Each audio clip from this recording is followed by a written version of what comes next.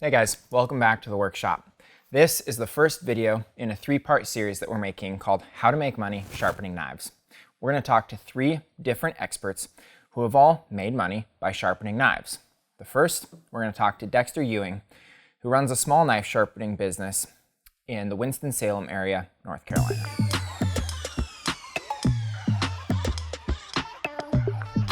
Well, thanks, Dexter, for joining us. For those of you tuning in, this is Dexter Ewing. He owns his own knife sharpening business and is a field editor for Blade Magazine, a longtime member of the knife and knife sharpening community, and a longtime friend of WorkSharp. Dexter, thanks for joining us and for spending some time here. Thank you, Josh. I appreciate you having me. Yeah, I'm looking at your current setup behind you, obviously. You've got, I see three, I think you run 4 different blade grinding attachments. Well, I do actually. I've been experimenting now, and this is what I'm talking. Well, I was talking about earlier with experimentation. I've been actually running 3. I still have 4. The fourth one is just tucked in behind the bench here, but I'm running 3 because I have come to the conclusion that leaving a slightly toothier edge is best for performance for the customers I sharpen for. So therefore, I'm actually using only 3 belts. Which, real quick, which belts do you run on those 3 to create the edge that you like? Okay, well, I've got the P80, and this is the progression here that I'm doing when I sharpen a knife. Now, actually, right out of camera range, I've got just a cheap Harbor Freight 1x30 belt sander that runs an 80 grit belt. I use this only for hogging off material. Let's say if somebody gives me a lot of dull kitchen knives that the edges are rounded, I basically take 1 pass each side freehand on this 1x30 belt sander, and that creates what I call a working edge. It's not even, but at that point, after I do 1 pass each side, it's sharp and it'll cut you. So I come on to the WorkSharp Canyon and I start to shape that convex edge. So the first belt here is the P80.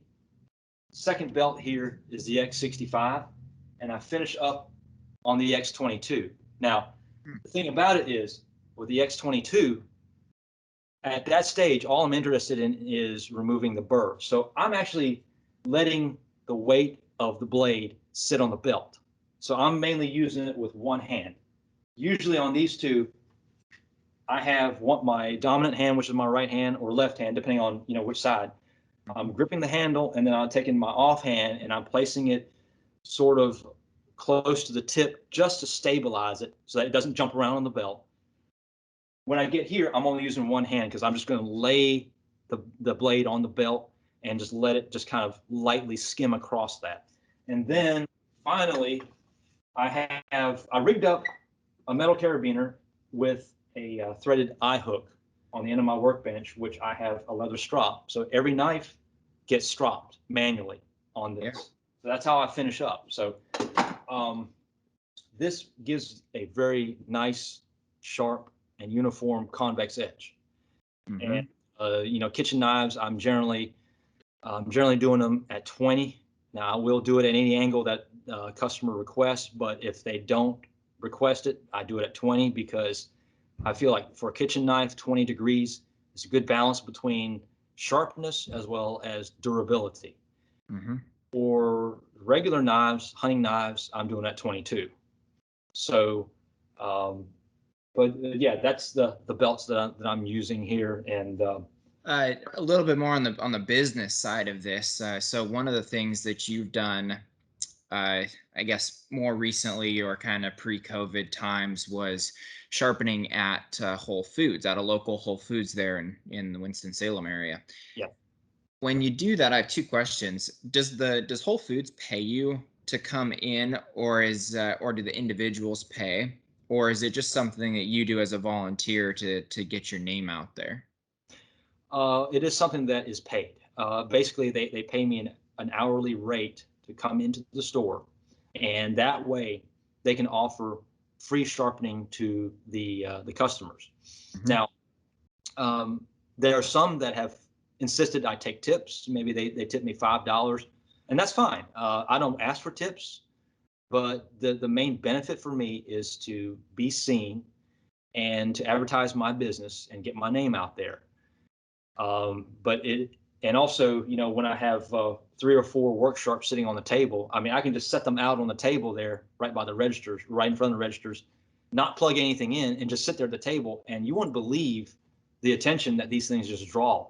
I mean, Hmm. people ask, what are these? And of course, the guys who are familiar with power tools, they're curious as to how they work and everything like that, what type of edge it puts on and stuff like that. So it strikes up good conversation. People start asking questions as to what these machines are, how well they work, and what can you sharpen on them and stuff like that. So at that point, I turn into the work sharp pitch man. So I give them a little synopsis on basically how they work for kitchen knives, scissors, and serrated knives and stuff like that.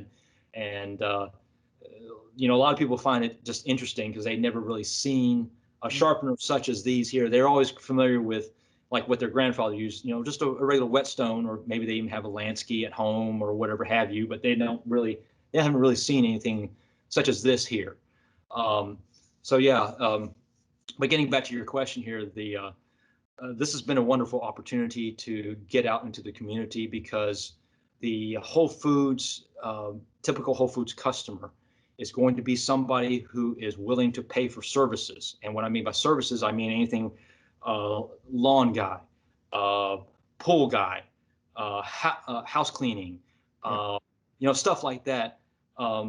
They are the ones who would actually pay to have knives sharpened. So getting into the store and being seen gets me right there in front of my target market. The in-store is a really good idea for anybody who wants to advertise their sharpening services, see if they can actually set up in the store, because that's going to get you to be seen. And especially if these stores have community events where they might have some local vendors come to set up as well. This would be an opportunity to do that too. I know Whole Foods in the past has done community events, and they've invited me to set up there where they have a bunch of local vendors, local businesses that would set up and just advertise their products and sell their products and stuff like that. And then there's little old me over here with knife sharpeners. So, it's really good to get in with a bigger business that supports the local business. So you want to, target maybe like Whole Foods or hardware stores and stuff like that. You've hinted at this a little bit, but like the value of the networking and community and sharpening. You said you also started sharpening some shears for the company you work at for your day job. Yes.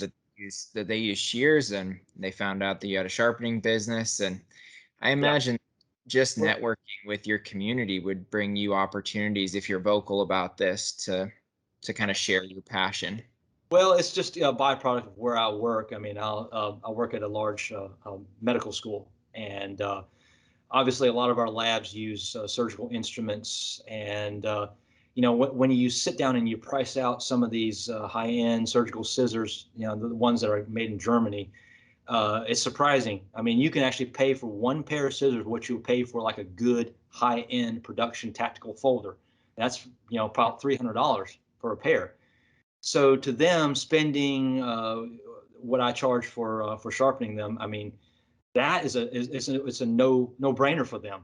I mean, it's just a minor investment to keep their tools maintained properly and to be efficient at their jobs, what they do, to make their jobs easier. But yeah, it's very important to network. Now, this is something that I never pushed on myself. It just happens to be that because I know a lot of people on my day job, just due to my job function, and people hear that I'm interested in knives and sharpening, and they're like, "Hey, can you sharpen these scissors?" And then, yes, I can. And word just starts spreading around. People start talking and say, "Hey, you need these scissors sharpened?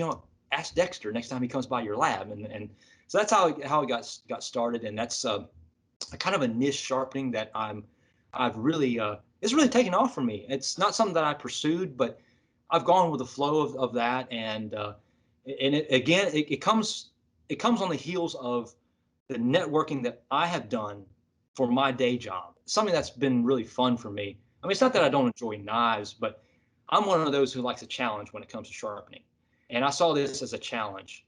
And the more scissors that I've done over the years, the more I've seen that there's a certain technique involved here. And I've done a lot of experimenting every time that I sharpen a batch.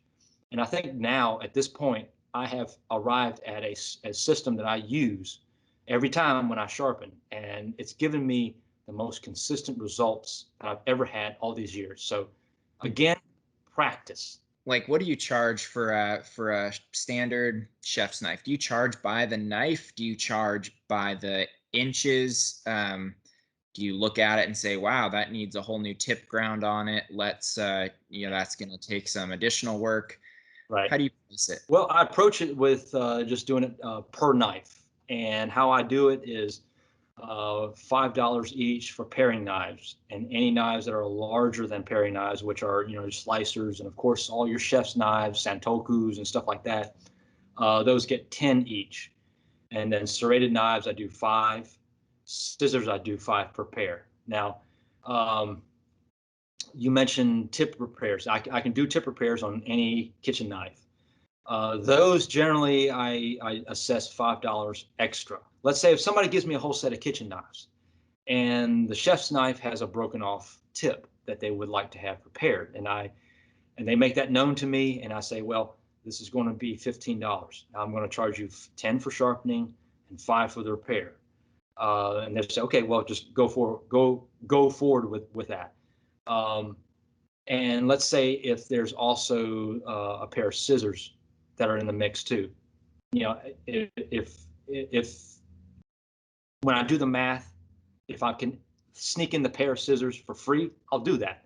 I do some sort of discount for quantity work, and also for friends too. I mean, hey, we like to give our friends a little break and everything. So, in general, with a large sharpening order, I try to see exactly what I can do extra for them, as hey, thank you for your business. Just 1 minute left here to wrap up.